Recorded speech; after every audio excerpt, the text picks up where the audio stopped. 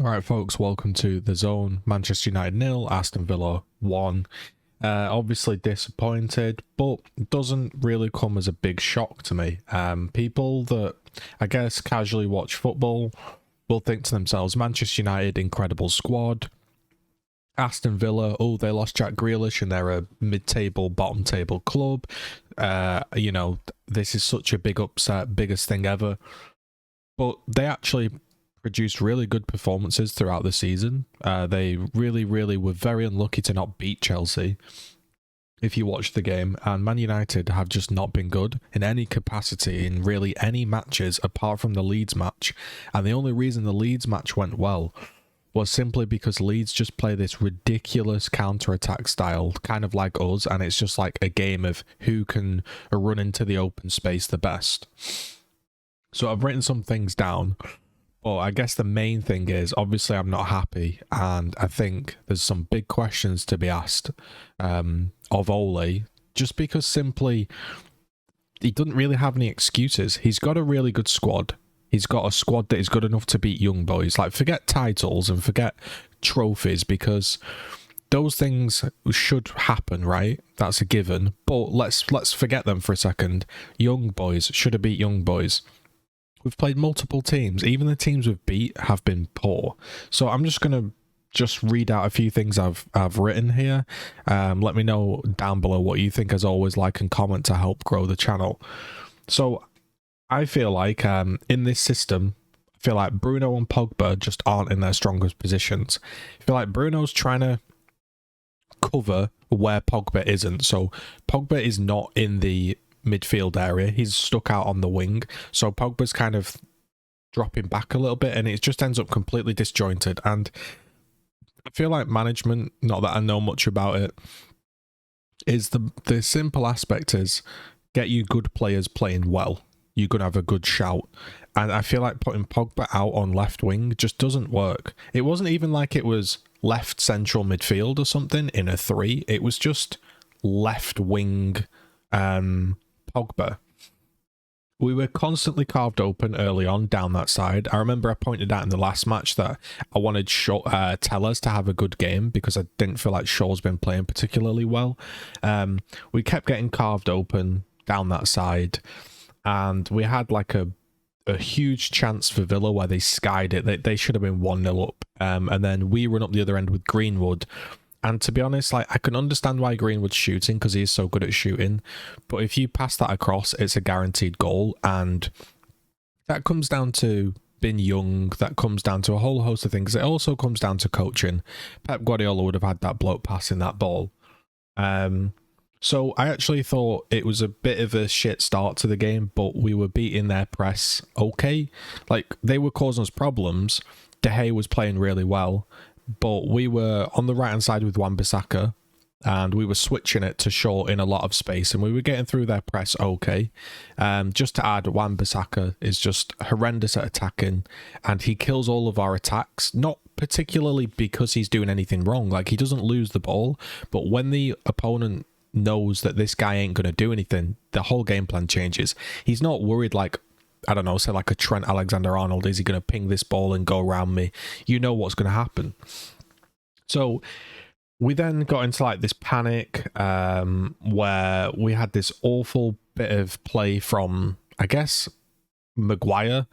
Just a complete lack of pace. He didn't trust his pace, went over the top of him. He starts panicking, thinking, I need to clear this ball quickly because I'm going to get outpaced. Pings it back to De Gea.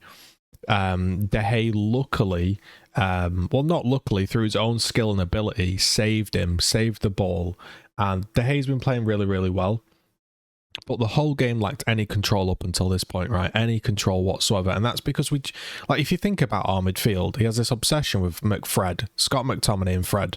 They're sat back, McTominay invisible, Fred, okay, I think Fred was alright this game, actually, to be honest. I don't think he was good, but for a Fred game, it was alright.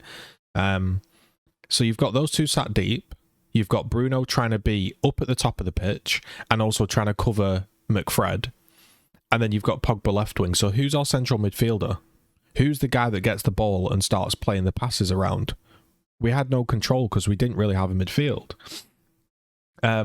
So we were so many times close to losing the ball. We do these flicks, these kicks, these tricks that they're just like the ball comes to us without a second's thought, without any brain going on. It's just ping, try counter attack, ping, try this flick, ping, and every time you lose the ball or it goes to them, and then it starts this counter attack. Because if you've got 8-9 men up the pitch and you just do a flick and then they get it, boom, they're off on another counter attack. And time again that happened. There was a ton of problems down Shaw's side, and yeah, I wrote Wan-Bissaka's really offering nothing going forward. Really, really rough at this point.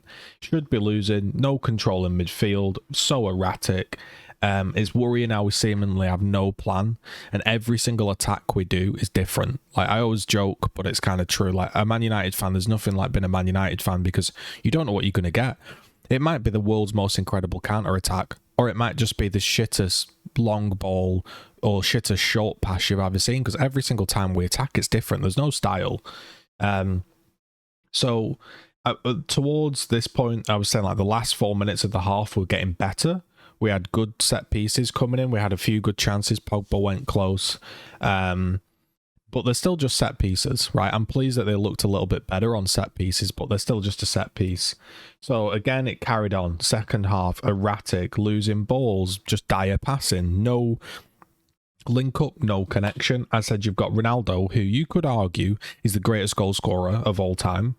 He hasn't had a pass, he hasn't had a through ball, he hasn't had a 1-2, he hasn't had a decent cross, nothing. And trust me, he'll make the movement if the ball is there, or he'll make the movement and you find him. That's one thing he can guarantee. It's not on Ronaldo. Look, I'm not saying Ronaldo's perfect. Yeah, he's old, he can't run the channels, he can't do all of this, but you give him the ball, mate. Chances are he's going to find the target, right? And we just didn't do it. We had this weird part of the match where Maguire got injured, and then Villa targeted him because he was obviously injured. And I counted the ball went out 5 times. The ball went out 5 times. And we didn't sub Maguire. So there's 2 ways to look at this. Okay, he's biding his time. We got away with it. There were some big chances that happened during that period as well. But another thing that just irks me about Ollie is either sub him off and get Victor into the game, get him warmed up as soon as possible, or you keep him on. Kind of ask Maguire, are you okay? I feel like Maguire was getting back to his best, but Maguire came off. Look, I'm no injury specialist, so maybe he was injured. But the point I'm saying is if you'd have subbed him off the 5 times earlier before the ball went out 5 times that I counted, then when this corner comes in, maybe Lindelof's more switched on, because when they score their goal, Cavani, it looks like Cavani's mistake, but I'm not expecting Cavani to do perfect defensive work, right? So what ends up happening is Cavani's running after this bloke, Lindelof's looking around, then he switches on and sees the bloke, tries to get after him, and it's in the back of the net. But forget all of that, man. It's just like scared management. You've got Van der Beek sat there who played really well. Definitely a better passer of the ball than McTominay, right? He could have come on earlier. Matic could have come on. He's been playing well. Sancho played really well.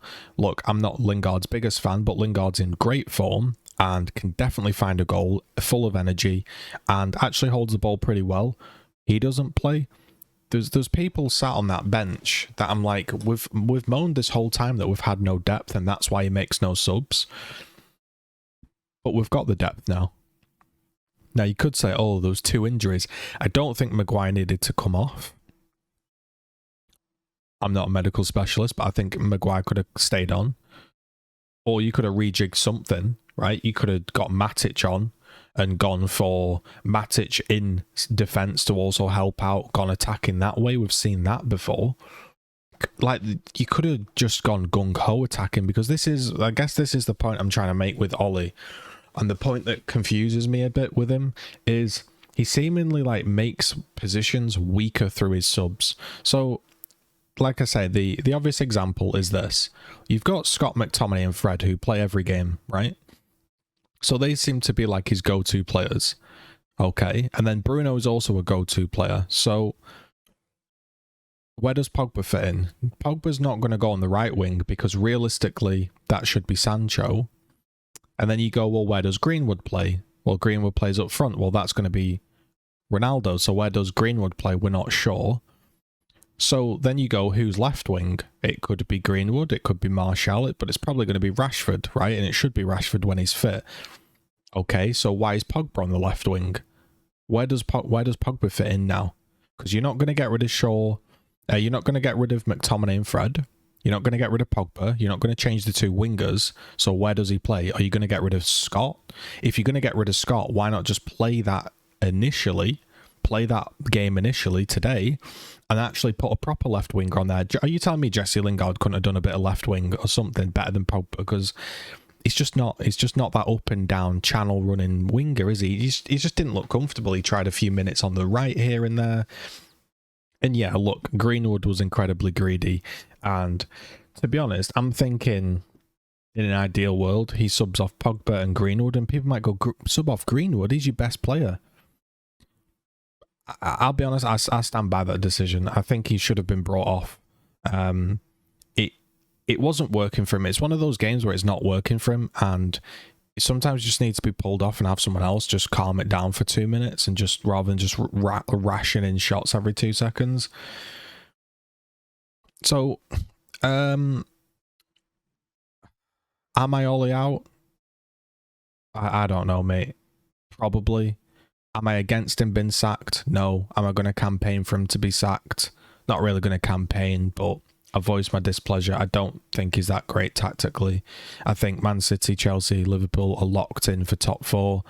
We're going to be scrapping for that last place. We're not going to win any trophies. I did this in my prediction. Like each year before the season begins, I write my predictions down. I thought we'd go out the Carabao Cup, out the groups, through the groups of the Champions League, then out the first round.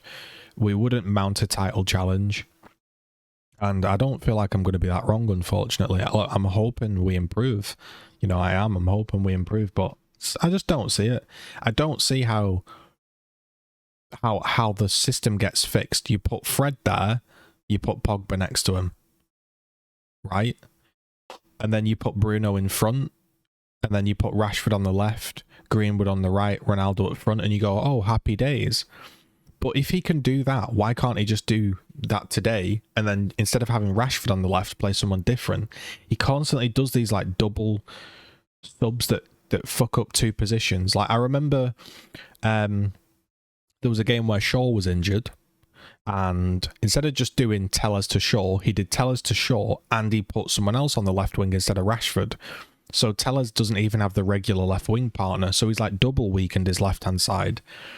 It's in a very extreme example. It's the equivalent of saying, oh, David De Gea's injured, rather than going to your backup keeper and going, right, who is the best backup keeper we have available? Let's put him in net. It's like saying, right, David De Gea's injured, so we're going to put Harry Maguire in net, and then we're going to move Pogba to central defence. And you're like, bro, your keeper only got injured. You don't need to do a double. You don't need to fuck up 2 positions for one, you know? So I'm really not happy. I just hate how erratic the football is. It's just desperate. It's so shit to watch. It's just ping the ball up, hope something comes off, pray something comes off, pray we don't concede on the counter-attack or through a sloppy pass. It's just really not good watching. Really not good watching. The only teams we do well against is like when everyone's fully fit and we play a team that gives us 400 years of space to counter-attack into, and also on top, we just happen to be clinical that day. It's just scared management. I just don't see any attacking subs or any life coming out of Ollie. It's just like, in a way, Chelsea fans might understand this. It reminds me of Lampard in the sense that he got the players coming through. He did really well. He built the team, but he's just not quite got that tactical nous, it seems. So, yeah, disappointing. Just fucking shit, mate. Just annoying. It's just annoying, like, when your whole weekend just starts off with a shit result, but it's not unexpected. You know, it's kind of like during the Van Gaal days, mate, or Jose or Moyes, like, it doesn't piss me off too much because I expect it. Like, when I watch the games and analyse them, we were going to lose that game, mate, when we played like that. So, you know, the casual fan might say this. Hey, our XG was 2. We missed a penalty. Greenwood could have squared it. Their goal was offside. We could have won 2-0, 2-1, but that's not really how it went down. Just to note on the penalty, I just thought it was again a little bit poor in the sense of everyone's surrounding Bruno, shouting at him, doing this and that. Bruno this whole time hasn't moved away. He hasn't checked the penalty spot. They could have digged up the penalty spot. I'm not saying they did that. But, you know, they're putting a huge amount of pressure onto him. And he could have just given himself just a minute just to chill after all that had gone on and then walked up. Instead, he kind of rushed it. And I'll be honest, I feel like he missed the penalty because he was thinking to himself, not only do I have to score, but also I'm taking this off Ronaldo. And if I don't score this, I won't get the next one. Yes, Bruno has a better percentage scoring conversion rate if you want to go off stats, but how many big penalties has he taken? He's taken one like when the whistle was blown past extra time. He's taken a lot of big penalties. But in terms of volume, Ronaldo's done more. And yeah, Ronaldo's missed huge penalties in his time. You know, huge penalties. It's not like Ronaldo's perfect. I think in such a pressure situation, Ronaldo should have been taking that pen. But the fact is, even if Bruno or Ronaldo or Harry Maguire, you know, fucking scores it from the touchline, mate, it makes no difference how that ball would have gone in the back of the net for that penalty. A draw would have been a shit result, mate. Like, it's a shit result.